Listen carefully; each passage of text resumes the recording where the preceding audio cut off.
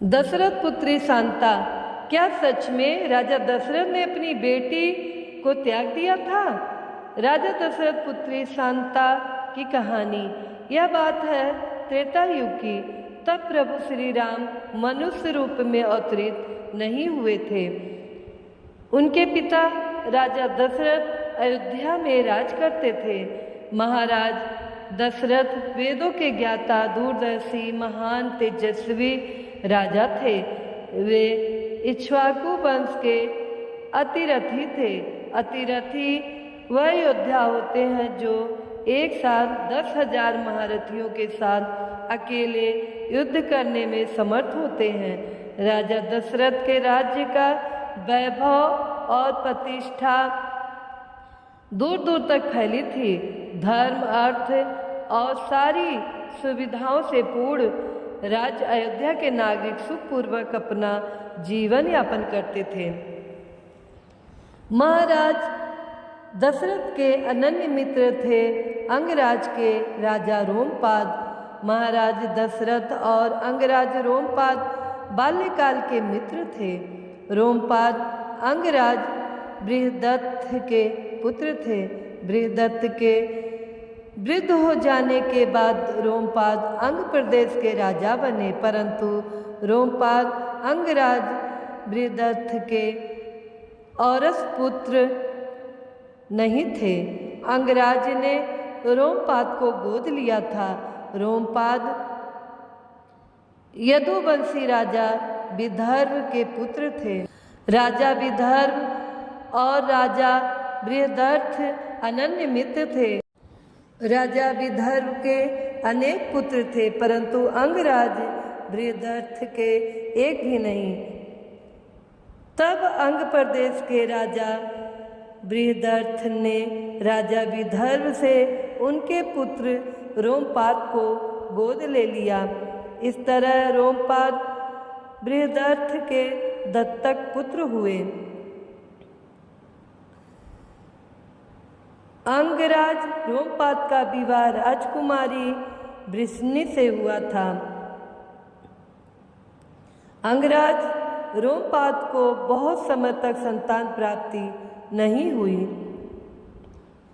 उन्हें यह भय सताने लगा कि कहीं उनकी भी संतान नहीं हुई तब क्या होगा।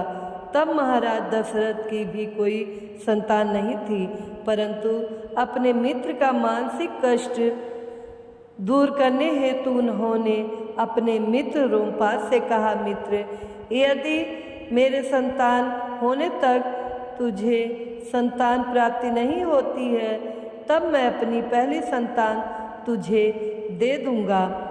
राजा दशरथ की पटरानी देवी कौशल्या थी। कुछ वर्ष उपरांत महारानी कौशल्या ने महाराज दशरथ की पुत्री को जन्म दिया। उनकी पुत्री का नाम रखा गया शांता। बाल्यकाल से ही शांता दिव्य लगती थी। उनके माता पिता उनसे अत्यधिक प्रेम करते थे। अंगराज रोमपाद ने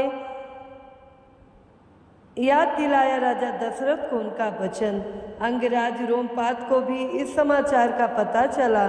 अंगराज रोमपाद अपने मित्र से मिलने चले गए। पहले रोमपाद ने बच्ची को आशीर्वाद और सप्रेम भेंट दिया। कुछ पहर बाद उन्होंने महाराज दशरथ को उनकी कही बात याद दिलाई, साथ ही विनती की और संतानहीनता की व्यथा कही। महारानी कौशल्या जानती थी कि महाराज दशरथ वचनबद्ध हैं, परंतु महाराज को अपनी पहली संतान के प्रति प्रगाढ़ प्रेम भी था। तब महारानी कौशल्या ने अपनी बात रखी कि हमारी एक संतान हो चुकी है, आगे भी हमारी और संतान होने की संभावना है, परंतु अंगराज रोमपाद की एक भी संतान नहीं है। क्या पता उन्हें संतान होने की संभावना है या नहीं। हमारी पुत्री हमारा हृदय है। महारानी आगे कहती है,